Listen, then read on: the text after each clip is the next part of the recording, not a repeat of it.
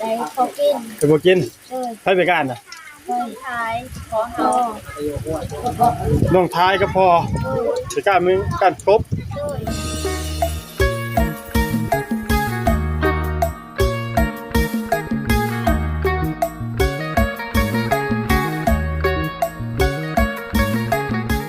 มาทีก็อยู่กับลุงหนวดเนาะมื้อนี้พี่น้องเว้ยอยู่ทางเทปูนเด้อพี่น้องเด้อมื้อนี้เนาะฝนตกพี่น้องเอ้ยมื้อนี้เนาะก็โอ้ยเดี๋ยวไปยากมาเนาะคลิปก็ลงยังทันได้ลงพี่น้องเนาะจนบ่ายโมงพี่น้องเอ้ยมื้อนี้ก็ได้ฝนตก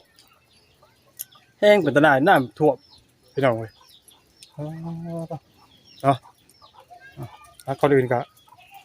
ทักทายสวัสดีเด้อไปพี่น้องพี่เพื่อจะกูจะคนเป็นทางฝั่งไทยฝั่งลาวทางประเทศทางนอกก็ยินดีต้อนรับเข้าสู่ช่องหลักครับเพิ่นคือเก่าเนาะกะมื้อนี้ก็มาจอดรถถิ่มไว้อยู่บ้านพักพี่น้องเว้ยเนาะจอดมอเตอร์ไซค์แล้วที่นี่ตำรวจมากับอันมาบุญบ้านป่าเพิ่นพี่น้องเนาะกับบ่ไล่เนาะตามรถใหญ่รถจักรจอดถิ่มเพิ่นแหละมันไปบ่ได้ดิพี่น้องเปียกเบิดเราจะถ่ายคลิปกันยังถ่ายยากเลยพี่น้องเอ้ยนี่ตกอยู่ตอนนี้ก็ได้เนาะอยู่กลางสายฝนเลยแต่ตอนนี้อยู่กระต๊อบนี่โอ้ยแห้งไหม้เลยนะบอกโอ้ยเนาะเป็นไงบ้างพี่น้องเอ้ยโอ้สัญญาณเน็ตก็บ่มีพี่น้องเอ้ยโอ้ยไฟฟ้าดับเนาะแต่มันยากเนาะหน้าฝนเนี่ยเอาในรายการเดี๋ยวหน่วยจะเข้าไปหาทั้งน้องไม้น้องทายเพิ่นพี่น้องเนาะว่าอยู่เฮือนนี่บ่หรือว่าเพิ่นไปหาอันนี่นะไปสอนปูสอนปลาเนาะพี่น้องพอน้ำมันไหลห้องไหลห้วยเย็นว่าเพิ่นไปสอนปลาซิวเนาะเว้ยปลาซิวลงแล้วปลาลงในช่วงนี้เนาะฝนตกเดี๋ยวก็ไปเบิ่งซุ่มกันเนาะพี่น้องเนาะพี่น้องมีหมองอยู่ไปแล้วไปพี่น้องไปเพื่อนประตูเลี้ยทำอะไรป่ะโอ้ยสบายดีได้นะประตูเลี้ยโอ้เอาไว้กันชั้นแข่งคนแล้วเนาะตักนี่เด้อจ้ะแข่งเด้อจ้ะให้บริษัทเอาเดียวนี่บริษัทกันแล้วทั้งนี้ก็ได้เนาะต้องน้ำท่วมพักแท้นี่ร้อยไหมลูกฮะร้อยว้าทุกร้อยว่ะ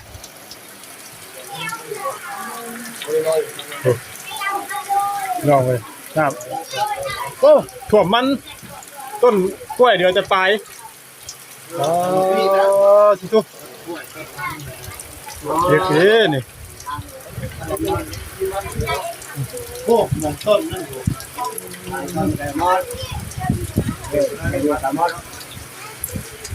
ใน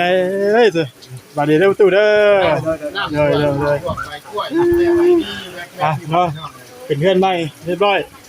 น้องเลยเล็กน้อยอยู่ต้นให้วิกก่อนหัวป่ะบ่มีหัวป่ะบ่มีแต่ใช่เอาน้ำไม่ใช่นะน้ำต้นแห้งร้อยหลังผ้าพ่อเนี่ยที่ฉักโอ้พระอันเขามาทั้งนั้นเนาะพระตะขามันเต้โอ้ไปได้หาเดือนเราไปทอดเทือนเลยแข็งนี่ลมบาดหนาวเนาะลมหนาวแห้งโอ้เป็นจากหนาวเนาะโดยตั้งหนาวดีนะคุณตู่เอ้ยมันอยากหนาวนะส่วนตัวนึงหนวดที่ว่าหนาวได้เลยพี่น้องเว้ยโดยเจ้าเห็นบ้าลงหัวไม้ลงมาขี่ย่างนะขี่ยางรถไงอ๋อ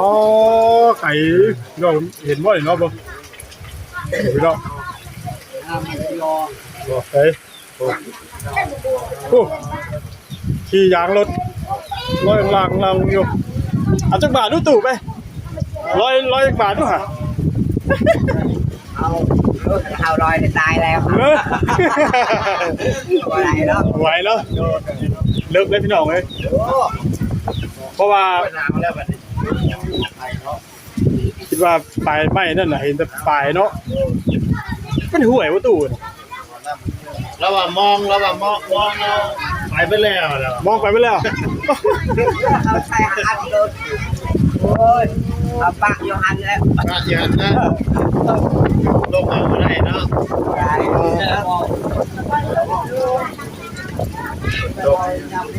ใส่มองเลยบอกไม่เหือ ไม่เหือ เออเป็นจะได้บัดนี้ ปะเลย ปลาเลย โอ้ยเนาะ นำมาไปแล้ว น้ามาไปแล้ว แล้วจะนำไปแล้ว น้ามาไปแล้วมาดูอ่ะ ทั้งพอประตูแล้วว่าบ้านที่ว่าเข้าไปตอนนั้นน่ะน้ำท่วมเรียบร้อยแล้วเนาะ บ้านไหน บ้าน17หลังกันเด้ บ้าน17หลัง เอ้าบ้าน โอ้ ไปบังเอิญนั่น ดูดูดู บ้านบางเอยฮะ เข้าไป ท่วมเรียบร้อย พุ่น แล้ว เข้าไปทางพุ่นเข้าไปพุ่นเลยเฮ็ดตกอยู่ห้วยก็น้อยเดียวนี่ก็ยัง ใส่ นำไปได้ถ่วม โด ง่ายแต่บ้าน ง่ายเลย โดย ขึ้น น้ำอัด ตู้ มด ตู้ขึ้นเพื่อนใหม่นี่ก็ได้ผูกแขนใช่ป่ะ บ่มี บ่มีเอ้าว่าสิมาผูกแขนแสดงความยินดีนํอยู่ในนี่ บ่มีเลย บ่มีเนาะ บ่เคย เพิ่นบ่เคยเนาะบ่ได้มีผูกคอต่อแขนบ่ผูกเคยเนาะ เป็นถืออันเวลาดังกันเนาะคนละเพศนี้พี่น้องเลย เดี๋ยวๆและเพิ่นเฮ็ดในฉากแบบว่าเฮามาแสดงความยินดีนํนี่ อันนี้เฮ็ดผัดที่เกิด โอ้ มีแต่ว่าฮอดมือฮอดยามขึ้นนอนซื่อๆเนาะบ่ได้ผูกคอต่อแขนบ่ได้ช่วยเงินบ่ได้ช่วยหยังบ่ ครับ บ่มีเลยทางมาลายวันสิมาผูกแขนแสดงความยินดีขึ้นเรือนใหม่อยู่เนาะแต่ว่า เฮ้ยหนาวอ่ะ หนาวดิสบายดีเด้อโดยเอาไปเป็นดาวเลยดอกทั้งลมทั้งฝนเนาะเพื่อนเจ้าหมูมีหมุงอยู่ โดย เนาะยังไงเปียกเนาะ โดยหมดเปียก ฮะ เปียกเลย เปียกหมดเลย โดย เนาะ เจ้าชื่ออยู่บ่ชื่ออยู่บ่ หมูมีหมุงอยู่เนาะจะเจอจังไดพี่น้องเว้ยบ่ได้ ชื่ออยู่บ่ แทงไหนฝนตกเนาะ โดย ปูหาปลากันยากบ่มี หาหน่อไม้กันยาก หาน้ำใหม่กันยาก โดยจอดกันยากลำใหญ่ มาไล่นี่ ย่านเนาะ โดย ย่านน้ำอย่าตกน้ำตกในเนาะ โดย แต่ว่าต้อง ยานนำใหญ่ โอ้เฮ็ดได้บัดนี้อยู่ท่าน้ำฝนตกฝนเช้าแล้วเนาะ โดย พ่อเจ้าดิค่ะ ดีใจ ต่อ นะ ไป ตู้ เรื่ เด้อ อย อยู่เพื่อน ๆโดย บ่ได้รบผ้าบ่ได้มีแดดมีคนเนาะอยู่โรงพยาบาลนะครับ พอดีว่าตกฝนดินมันแห้งพี่น้องน้องมันกลับไปฮู้จะไปจังไดเนาะเพราะว่าแต่ขนาดว่าลุงหนวดมาสิออกมาหาน้องเพิ่นก็ยังทางยากเลยมันตกตลอดเลยล่ะแต่เมื่อวานเนาะ ตกกันยากอยู่กันยาก ตัวห หา น้า ใหม่ก็มาได้เลย หาใหม่ก็บ่ได้เนาะขาดได้เนาะ โดยแต่นำใหญ่พายอยู่ลำพูยมันใหญ่และด บ่มีเนาะบ่มีน้ำใหม่ก็บ่มีได้มื้อนี้เนาะ ำโดย ขาดแล้วมื้อนี้เนาะ โดย มีเงินบ่เนาะ เหลือคัด ขาดก็ยอมเลยเนาะ โดย ไปบ่ได้ ไปบ่ได้นำมันใหญ่ เดี๋ยวตกน้ำตกในอันตรายเนาะ โดย ในอันเงินซื้อดินที่ดอนเจ้าพอเลยป่ะ หู ฮะยังโมโหป่ะ โดย นี่เราเป็นโหแล้วเนาะยังอยู่เจ้ไปลองไปทางนี้กันมา ไปดี โดยเนาะเดี๋ยวมาดื่มกันก็ได้ ลง โดย ลงมา เอาแค่นี้เยอะเจ้าเนาะ โดย มะนาวไปไหน กาวใส่เชือก เดี๋ยวมีทีมงานมาแจ้งเรื่อง เงินสมทบซื้อดินเพิ่มมีบ่ โดย มีบ่ใครมาเพิ่มใครมาแจกเพิ่ม เทวานีโรเซียงแสนโรเซียงล้าน เพียง10ล้าน โดย แล้วก็มีไปอีกเนี่ย ปลาปูปลา ปลา โดย พ่อแล้วบ่บัด ของการเท อ๋อแต่ยังบ่ได้แจ้งยอดว่าพ่อหรือบ่พ่อยังบ่ได้ฮู้ติ โดยมันยังไม่ได้พูด บ่ฮู้เนาะว่าเงินซื้อสมทบนี่ว่าพ่อได้มาได้ทำใดแล้วติทั้งบ่บุญมันปามแจ้งเลยจักล้านนะ มันไม่พูดแสน ลืมรอครับลมมันปวดบาดเอาเดี๋ยวเว้ยไหนดิบาดเนาะมันบ่หนาวบ่เนาะ มันจะได้ กี่อย่างลดลงอยู่ รู้ของ5 กิโล ฮะ 5 กิโล อาจจะรอบ่น่ะ โดย เอ้าหมู่เป็นหาปลาดิ คอมเมนต์5 กิโล โอ้ จะได้ปลาไปซ้อน บ่ โดย ถึงว่าหาปลาหาหยังนะ ประทับเซรอ เจ้าเคยไปบ่ไปสิ ไม่เคย บ่เคย ไปย่างน้ำ ย่านน้ำ เด้อยางมันทำใหญ่ เนาะน้ำใหญ่นี่คือน้ำลายนี่บ่ โดย เพราะว่าเป็นน้ำลายคือน้ำใหญ่พี่น้องเอ้ยทุกหน่วยต้องเล็กๆหน่วยก็งงอยู่ว่าใหญ่น้ำใหญ่คือด้านว่ะที่แท้เป็นน้ำลายเนาะน้ำมากกินข้าวกินน้ำยังไงมื้อนี้กินกันยัง โดยกินแล้ว กินกับยังวะ กุ้ง กับกบ โดย ได้หลายบ่ ได้พอกิน ก็บ่กิน โดย ให้ไปกันน่ะ โดยท้ายขอเฮา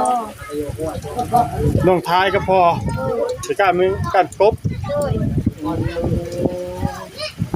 ได้อีกตัวอ่ะ พอกิน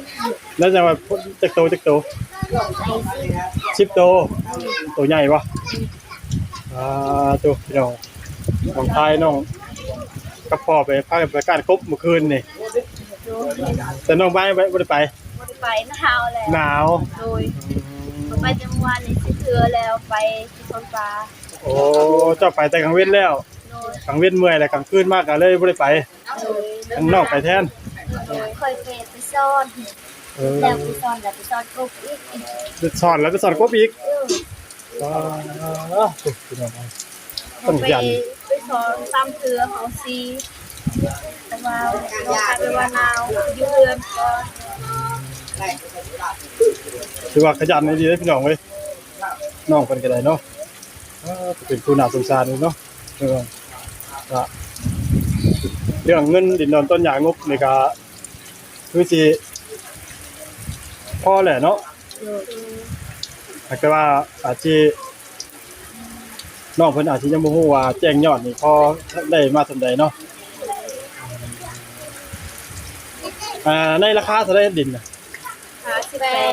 18 18บ่ โดย โอ้อายุเนาะจากที่ว่าเพิ่นว่า20เนาะลงมาเหลือ18พี่น้องเอ้ย 18 แม่ดีใจว่าบัดนี้ ดีใจเลยดิ ดีใจเนาะ โดย ใกล้แล้วพี่น้องใกล้สิได้มีหม่องปลูกสร้างเฮือนน่ะเนาะ โดยในดินแล้วก็ดีใจเอง ดีใจเนาะ โดย ขนาดว่าได้แค่ดินชื่อยังน้องเพิ่นยังดีใจซำนี้พี่น้องถ้าว่าได้สร้างเรือนสร้างชั้นนี่ยังสิดีใจแฮงกว่านี้เนาะ โดยดีใจเองดีใจดีใจแล้ว เออ ได้ เอา เรียนอยู่บันไดก็ได้มีติดตั้งอะไรก็ได้ พอแต่มีหม่องอยู่เนาะ โดยมีเงินรายก็ยังดูวันนี้เคยดูวันนี้เขาก็เคยดูบันไดก็ได้กินตัวเอง เพราะว่าพอที่มีหม่องอยู่เนาะเพราะว่าอยู่นี่ก็เป็นดินเพิ่นเลยว่ะ โดย นั่นล่ะเดี๋ยวแล้วได้จังแบบผมว่าเลยอยู่เด้อ โดย สบายดีล่ะ ไปดี ก็แต่ว่าบุญนั้นลดลงมาพี่บ่เนาะเพราะได้เป็นรถพวกบ่เปียกพี่น้องเว้ย เดี๋ยวหนาวดีเด้พี่น้องเอ้ยมันบ่เอาเด้นี่นะ มันจะตกยังไม่หนาว ฮะ มันตกมันหนาว เนาะ หนาวอีกนิด หนาวว่าดอกมันคือน้องเพิ่นนี่บ่มีหม้องสินอนนี่พี่น้อง ร้อนกับลมร้อนกับนี่แหละ เนาะ โอ้ย บ่ได้ยังสินอนใช่จัง มีมันนะ บ่มีหม้องนอน ยืนเอา ยืนเอา โอ้ย ถูพี่น้องเพื่อนทั้งนั้นมันเปียกไม่ได้พี่น้องอยู่ในเรือนน่ะหนาวพี่น้องมันทำนี่ไม่เรือนจริงทำเลย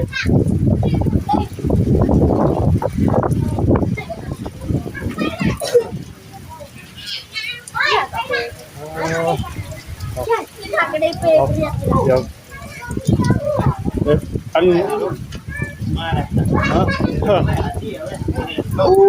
ตายบ้านนี่เดี๋ยวเรื่องงบซื้อดินซื้อยังกะได้ราคาดินกับ18 ล้านเนาะเราชัดเจนแล้วว่าตั้งแรกก็เป็น20 ล้านเนาะแต่ไปขอต่อเพิ่นได้เหลือได้18 เขามีน้ำใจ โอ้เจ้าของดินนี่เป็นไผน่ะเป็นญาติบ่ อันจะงอดถามยัง เป็นบ่แม่นญาติพี่น้องบ่ โอ้ย เป็นคนอื่นเลย ชาวบ้านนี่ คนในบ้านเนาะเพิ่นก็อยากแบ่งให้เนาะช่วยเหลือทั้งน้องเพิ่นเพื่อว่าอยากให้ทั้งน้องเพิ่นมีหม้องอยู่หม้องเช่าคืออย่างคนอื่นเขาเนาะ